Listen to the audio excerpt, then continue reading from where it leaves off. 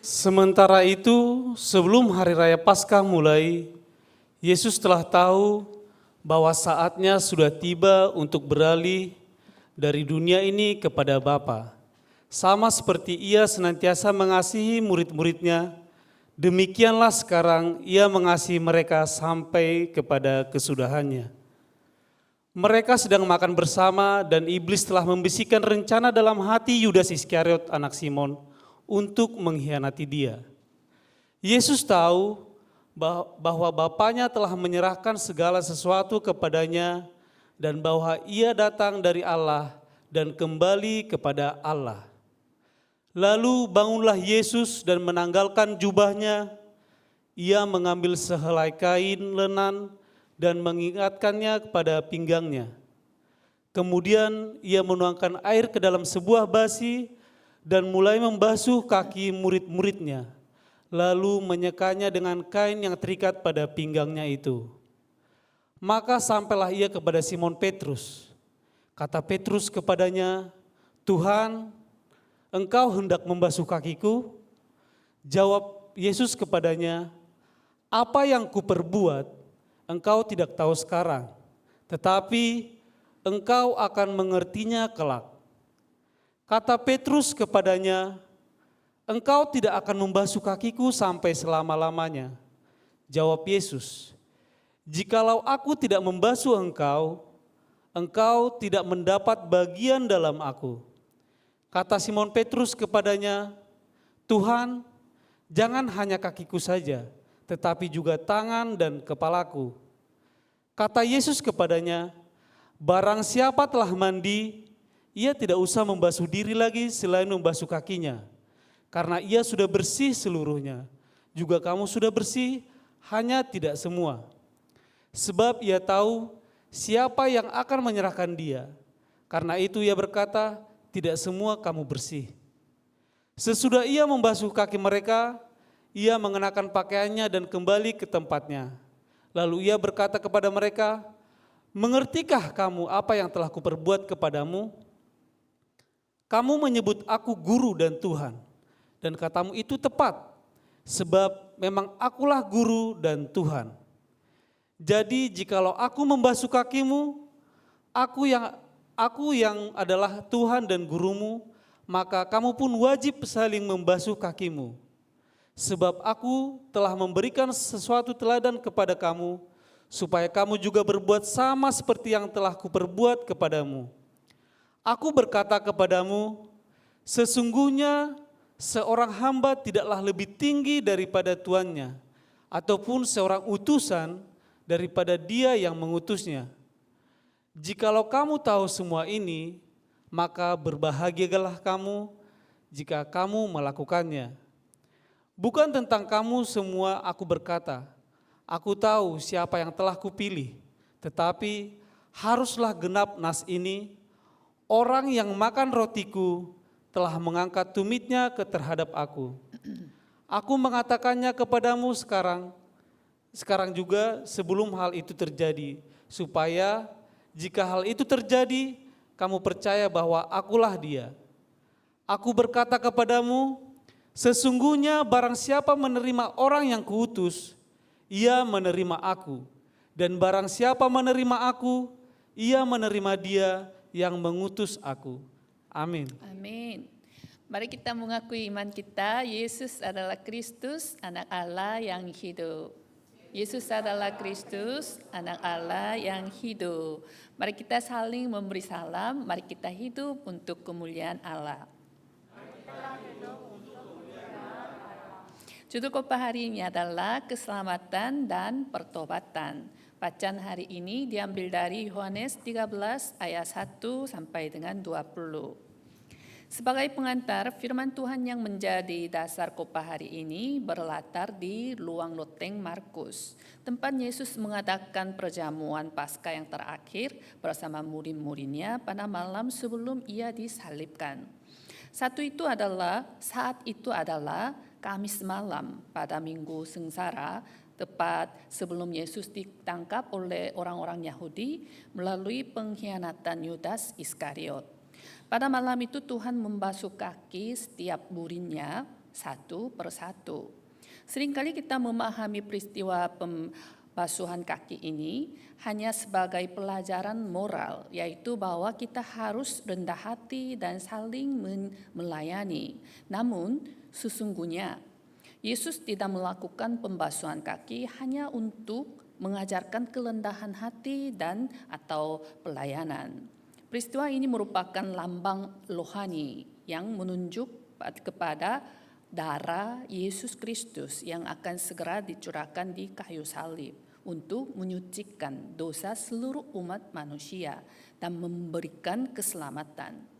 Pada saat yang sama, peristiwa ini juga mengajarkan bahwa sekalipun seseorang telah diselamatkan melalui iman kepada Yesus Kristus, ia tetap memerlukan pertobatan setiap hari, mengakui dosanya dan dibersihkan oleh darah penebusan Kristus agar terus bertumbuh menuju kedewasaan penuh di dalam Kristus. Karena itu, ketika Petrus menolak kakinya dibasuh, Yesus berkata dengan jelas, "Jikalau aku tidak membasuh engkau, engkau tidak mendapat bagian dalam aku." Perkataan ini merupakan pernyataan yang sangat serius bahwa tanpa anugerah pengampunan dosa yang diberikan oleh Yesus, tidak seorang pun dapat memiliki hubungan yang hidup dengannya. Hanya darah Yesus Kristus yang sanggup menyucikan, mengampuni dosa kita. Yesus datang ke dunia ini dengan tujuan yang jelas, yaitu untuk menebus kita dari dosa. Allah mengutus anaknya yang tunggal ke dunia untuk mati, menggantikan kita. Melalui kematiannya di kayu salib, kemenangannya atas kuasa maut, kuasa dosa, kuasa iblis, serta kebangkitannya, Allah telah menyelamatkan kita dari kuasa dosa, kuasa maut, kuasa iblis. Inilah kasih Allah yang begitu besar kepada kita. Roma pasal 5 ayat 8 berkata, "Akan tetapi Allah menunjukkan kasih-Nya kepada kita oleh karena Kristus telah mati untuk kita ketika kita masih berdosa." Kasih Allah juga adalah kasih yang bertanggung jawab sampai akhir terhadap anak-anaknya. Dalam Yohanes 13 ayat 1, sama seperti Ia senantiasa mengasihi murid-muridnya, demikianlah sekarang Ia mengasihi mereka sampai kepada kesudahannya. Demikian pula dalam Yohanes 3 ayat 16, karena begitu besar Allah akan dunia ini sehingga Ia telah mengaruniakan anaknya yang tunggal supaya setiap orang yang percaya kepadanya tidak binasa, melainkan beroleh hidup yang kekal. Seandainya tidak ada kasih Allah, kita akan terus hidup tanpa mengetahui siapa diri kita, dari mana kita berasal, mengapa kita hidup, dan kemana kita akan pergi. Pada akhirnya kita hanya akan berjalan menuju kebinasaan yang kekal. Namun karena kasih Allah, Tuhan kita telah berganti. Status kita telah berubah dari anak-anak iblis menjadi anak-anak Allah. Tujuan akhir kita pun berubah dari kebinasaan kekal menjadi hidup yang kekal. Manusia yang telah meninggalkan Allah mengakui dirinya sebagai orang berdosa, percaya bahwa Yesus adalah Kristus yang telah menyelamatkan seluruh masalah mendasar manusia, yaitu masalah dosa, masalah setan, masalah keterpisahan dari Allah, lalu menerima Dia sebagai Tuhan dan pemilik hidupnya. Inilah yang disebut keselamatan. Keselamatan bukan diperoleh karena perbuatan kita, melainkan diterima oleh hanya iman dan hanya oleh kasih karunia Allah. Keselamatan yang telah kita terima adalah keselamatan yang sempurna, yang terjadi satu kali untuk selama-lamanya, sehingga tidak akan pernah berubah dan tidak dapat dibatalkan. Karena itu kita tidak seharusnya hidup dalam keraguan akan keselamatan, melainkan hidup dalam keyakinan keselamatan. Roma pasal 8 ayat 35 berkata, "Siapakah yang akan memisahkan kita dari kasih Kristus? penindasan, atau kesesakan, atau penganiayaan, atau kelaparan, atau ketelanjangan, atau bahaya, atau pedang. Namun demikian, sekalipun kita telah diselamatkan, kita masih hidup di dunia yang penuh dengan dosa. Natur manusia yang telah jatuh selalu cenderung kepada dosa. Status kita memang telah berubah menjadi anak-anak Allah, tetapi selama kita berjalan di dunia yang berdosa ini, kaki kita setiap hari akan terkena debu dosa.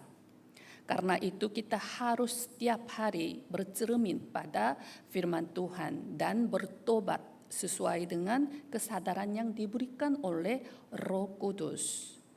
Pertobatan bukan sekedar berkata saya bersalah. Pertobatan adalah berbalik dari berhala yang telah kita tempatkan di atas Allah, lalu kembali kepada Allah. Pertobatan adalah memilih hidup yang kudus bagi Allah. Roh Kudus menyadarkan kita akan dosa, berdoa syafaat bagi kita, mengajar kita jalan yang harus ditempuh dan memimpin langkah hidup kita. Kiranya melalui firman mimbar hari ini, seluruh jemaat kebaktian bahasa Indonesia Yewon semakin yakin akan keselamatan, anugerah keselamatan yang telah diberikan satu kali untuk selama-lamanya melalui iman kepada Yesus Kristus. Dan kiranya setiap hari dengan pertolongan Roh Kudus kita hidup dalam pertobatan, membasuh kaki kehidupan kita di hadapan Tuhan.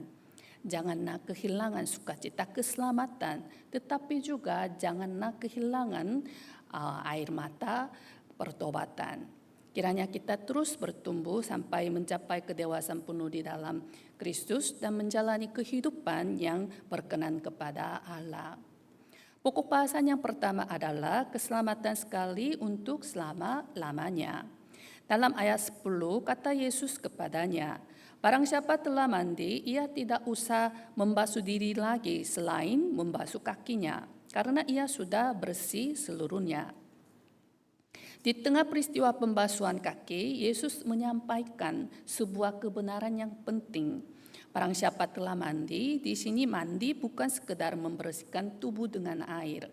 Mandi melambangkan seseorang yang telah disucikan dari dosanya oleh darah Yesus Kristus dan telah menerima keselamatan. Pada zaman Perjanjian Lama, para imam harus membasuh tubuh mereka sebelum menghadap Allah. Namun air itu hanya membersihkan tubuh, bukan dosa. Orang berdosa tidak mungkin datang kepada Allah yang kudus dengan kebenarannya sendiri. Hanya darah Yesus Kristus yang dapat menyucikan, mengampuni dosa manusia. Karena itu Yesus berkata dalam Yohanes 14 ayat 6, "Akulah jalan dan kebenaran dan hidup. Tidak ada seorang pun yang datang kepada Bapa kalau tidak melalui aku."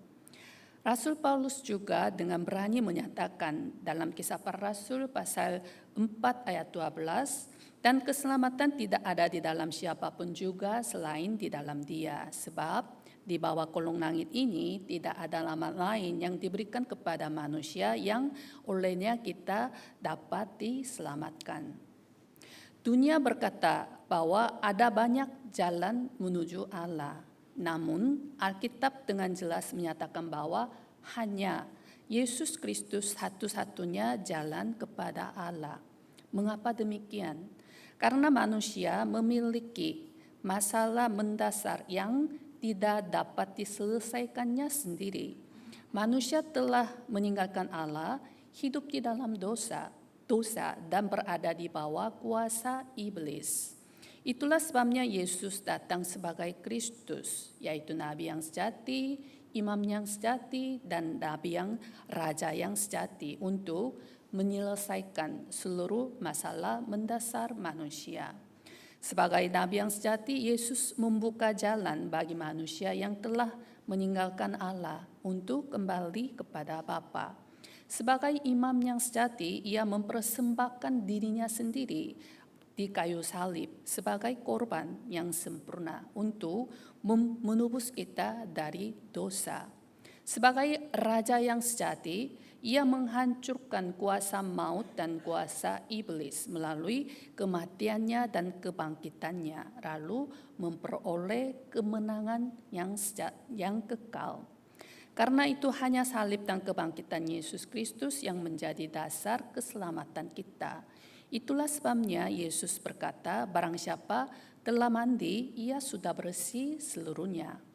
Perkataan ini mengajarkan bahwa keselamatan bukanlah sesuatu yang berulang-ulang terjadi, melainkan anugerah Allah yang dikerjakan sekali untuk selama-lamanya. Siapapun yang mengakui dosanya dan percaya bahwa Yesus adalah Kristus, pada saat itu juga Allah menjadikannya anaknya. Firman Tuhan berkata, Yohanes pasal 1 ayat 12, tetapi semua orang yang menerimanya diberinya kuasa supaya menjadi anak-anak Allah, yaitu mereka yang percaya dalam namanya.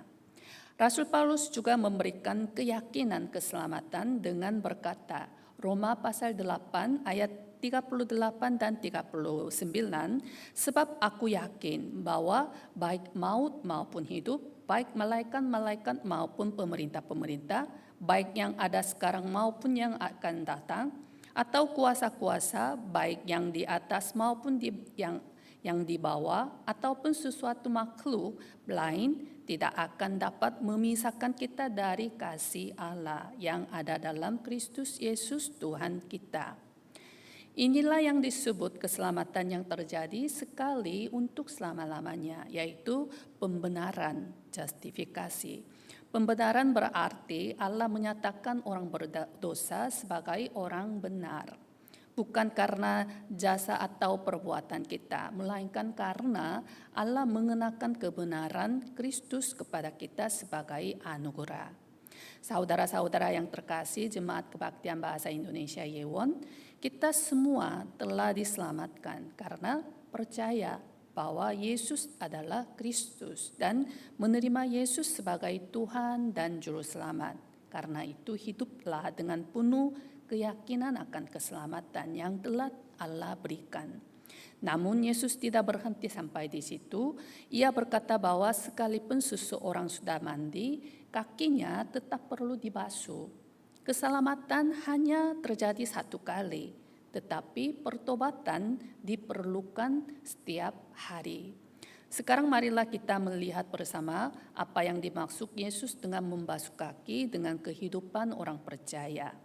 Pokok bahasan yang kedua adalah pertobatan setiap hari. Dalam ayat 10 kata Yesus kepadanya, barang siapa telah mandi, ia tidak usah membasuh diri lagi selain membasuh kakinya, karena ia sudah bersih seluruhnya. Pada zaman Yesus, orang-orang Yahudi mandi terlebih dahulu sebelum keluar rumah. Namun karena mereka mengenakan sandal dan berjalan di jalanan yang berdebu, ketika kembali ke rumah tubuh mereka tetap bersih, tetapi kaki mereka dipenuhi debu. Karena itu mereka tidak perlu mandi lagi, tetapi mereka tetap harus membasuh kaki mereka. Melalui gambaran kehidupan sehari-hari ini, Yesus menjelaskan bagaimana kehidupan orang yang telah diselamatkan. Kita telah menerima pengampunan dosa melalui darah Yesus Kristus dan telah menjadi anak-anak Allah. Namun kita masih hidup di dunia yang penuh dosa. Walaupun kita telah diselamatkan, selama hidup di dunia ini kita masih dapat berdosa melalui pikiran, perkataan, maupun perbuatan kita. Karena itulah Yesus berkata bahwa kaki kita harus dibasuh. Inilah yang dimaksud dengan pertobatan. Rasul Yohanes berkata, 1 Yohanes pasal 1 ayat 8 dan 9, jika kita berkata bahwa kita tidak berdosa, maka kita menipu diri kita sendiri dan kebenaran tidak ada di dalam kita. Jika kita mengaku dosa kita, maka Ia adalah setia dan adil, sehingga Ia akan mengampuni segala dosa kita dan menyucikan kita dari segala kejahatan. Pertobatan bukanlah mengandalkan tekad atau kekuatan diri sendiri, melainkan datang kembali kepada dalam Yesus, darah Yesus Kristus.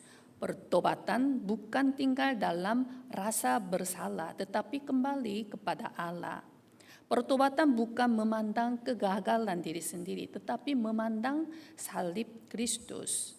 Pertobatan bukan berpegang pada masa lalu, tetapi berpegang pada kasih karunia Allah.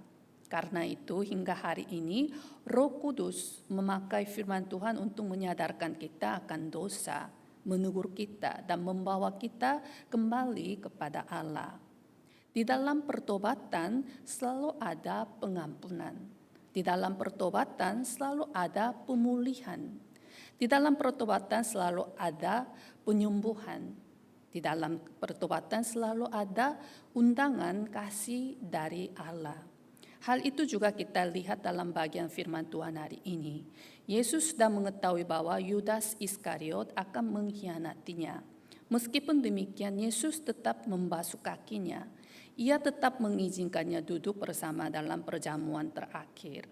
Bahkan Yesus mencelupkan sepotong roti dan memberikannya langsung kepada Yudas sebagai ungkapan kasihnya yang terakhir. Sampai saat terakhir pun, Yesus tidak menarik kasihnya kepada Yudas dan masih memberikan kesempatan kepadanya untuk bertobat. Namun Yudas tidak pernah membalikkan hatinya kepada Tuhan. Sebaliknya Petrus memang menyangkal Yesus sampai 3 kali. Tetapi ia menangis dengan sangat sedih dan bertobat. Sesudah kebangkitannya Yesus datang kembali kepada Petrus dan bertanya, "Apakah engkau mengasihi aku?" Melalui pertanyaan itu Yesus memulihkan Petrus dan mempercayakan kembali pelayanannya. Kedua orang itu sama-sama telah mengkhianati Yesus. Namun yang satu memilih tetap berjalan di jalannya sendiri. Sedangkan yang lain bertobat dan kembali kepada Yesus. Yang membedakan kehidupan mereka bukanlah perbedaan kasih Yesus kepada mereka. Yang membedakan adalah respons mereka terhadap pertobatan. Pertobatan tidak membawa kita kepada penghukuman. Sebaliknya pertobatan membawa kita kepada kasih karunia, pengampunan, dan pemulihan, penyembuhan Allah. Saudara-saudara yang terkasih, Jemaat Kebaktian Bahasa Indonesia Yewon, kiranya setiap hari kita bercermin pada firman Tuhan, hidup dalam pertobatan dan mengalami kasih karunia, kasih, serta pemulihan Allah. Kiranya sukacita keselamatan terus diperbarui di dalam hidup kita sehingga kita semakin serupa dengan Kristus dan hidup sebagai murid-muridnya yang menghidupkan orang lain serta saling membangun bagi kemuliaan Tuhan. Sebagai kesimpulan, keselamatan adalah peristiwa ketika Allah mengubah status kita. Sedangkan pertobatan adalah proses ketika Allah mengubah kehidupan kita, memurnikan kehidupan kita. Keselamatan terjadi sekali untuk selama-lamanya, tetapi pertobatan berlangsung sepanjang hidup. Jika keselamatan adalah anugerah yang Allah berikan karena kasih karunia-Nya semata, maka pertobatan adalah respons kita terhadap kasih karunia itu, yaitu hidup yang setiap hari kembali kepada Allah. Karena itu anak-anak Allah yang telah diselamatkan tidak lagi hidup menurut cara mereka sendiri atau menurut cara duniawi, melainkan hidup menurut kehendak dan cara Allah. Mulai besok, seluruh jemaat Yewon akan memulai gerakan menyalin ayat Alkitab dari Matius sampai Yohanes selama 100 hari. Saya mendorong setiap jemaat untuk mengambil bagian di dalamnya. Mengapa? Karena firman Tuhan bukan hanya makanan yang membangun iman kita, tetapi juga satu-satunya senjata yang membuat kita menang dalam peperangan rohani. Ketika Yesus dicobai oleh iblis di padang gurun, ia tidak mengalahkan iblis dengan kuasanya sebagai Allah, melainkan dengan firman Allah. Demikian juga kita. Jika kita tidak bercermin pada firman Tuhan dan hidup di hadapan Allah, tanpa kita sadari, kita akan mengikuti pikiran kita sendiri, pengalaman kita sendiri, cara duniawi, bahkan pikiran yang ditanamkan oleh iblis. Namun firman Tuhan menyatakan dosa-dosa yang tersembunyi di dalam hati kita. Melalui firman itu, Roh Kudus mengajar kita, menegur kita, membawa kita kepada pertobatan, mendidik kita di dalam kebenaran, dan memimpin kita ke jalan yang kudus. Karena itu semakin kita hidup dekat dengan firman Tuhan, semakin dalam kita menikmati anugerah keselamatan, kasih Tuhan. Dan tanpa firman Tuhan tidak mungkin ada pertobatan yang benar.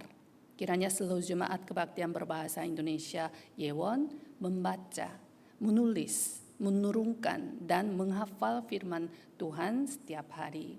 Kiranya sukacita keselamatan terus diperbarui di dalam hidup saudara, dan saudara semakin mengalami kasih Allah yang mengasihi kita sampai kepada kesudahannya. Kiranya setiap hari saudara bercermin pada firman Tuhan, hidup dalam pertobatan, semakin serupa dengan Kristus, menjadi teladan orang percaya yang memberitakan Yesus Kristus melalui kehidupan kita masing-masing, serta menjalani kehidupan misionaris yang menghidupkan dunia dan membangun generasi berikutnya. Mari kita berdoa. Bapa kami yang penuh kasih dan anugerah, kami bersyukur karena melalui darah Yesus Kristus, Engkau telah menyelamatkan kami satu kali untuk selama-lamanya dan menjadikan kami anak-anak-Mu. Tolonglah kami agar setiap hari oleh pertolongan Roh Kudus hidup dalam pertobatan dan terus bertumbuh sampai mencapai kedewasaan penuh di dalam Kristus. Jadikanlah kami duta Kristus yang memancarkan keharuman Kristus sehingga banyak orang dapat mengenal dan percaya kepada Yesus melalui kehidupan kami. Biarlah kami tidak mengandalkan kekuatan kami sendiri, tetapi hanya mengandalkan darah Yesus Kristus sehingga kami dapat memegang teguh iman sampai akhir. Pakailah kami sebagai misionaris-Mu yang membawa mereka yang belum mengenal menyembah Allah untuk kembali kepada-Mu dan menjadi penyembah-penyembah yang sejati. Kami berdoa di dalam nama Yesus Kristus, Tuhan yang mengasihi kami sampai kepada kesudahannya. Amin.